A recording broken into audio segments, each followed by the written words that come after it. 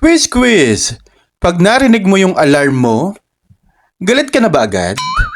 Comment sad face kung yes. Yes. Today we are going to talk about how to decide if you should quit your job. Welcome to Life's Hard Let's Color. Alright, so step 1 na tayo. Burnout check. Pagising mo, pagod ka na agad?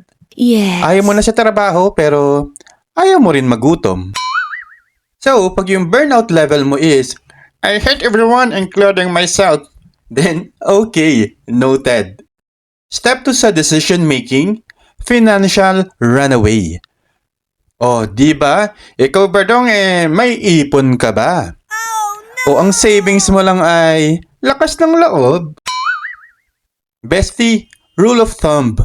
Kung kaya mong mabuhay ng 3 to 6 months nang hindi umiiyak sa gutom, aba, pwedeng pa-resign. Yummy. Pero dong, i-check muna natin yung step number 3. Skill portability. Yung skill mo ba madadala kahit saan? Or exclusive lang siya sa company na may free coffee lang ang benefit? So yun na nga, bestie. Sa atin lang to ha. Pag yung skill mo transferable, meaning pwede mo siyang gamitin sa iba't ibang larangan, then meron kang pag-asa. Pwede ka nang lumipad.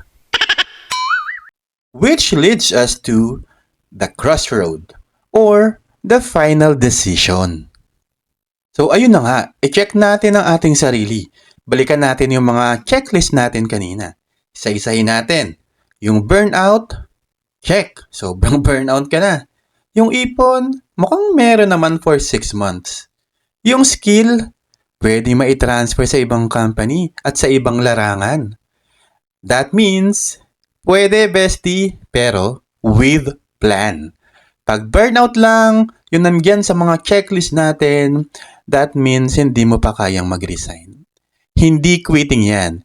Emotional resignation lang yan. O bestie, comment flow kung gusto mo ng part 2. Share mo to sa kaibigan mong parang gusto nang mag-resign. Follow Life's Hard Let's Color kasi minsan kailangan mo lang ng flowchart at decision making.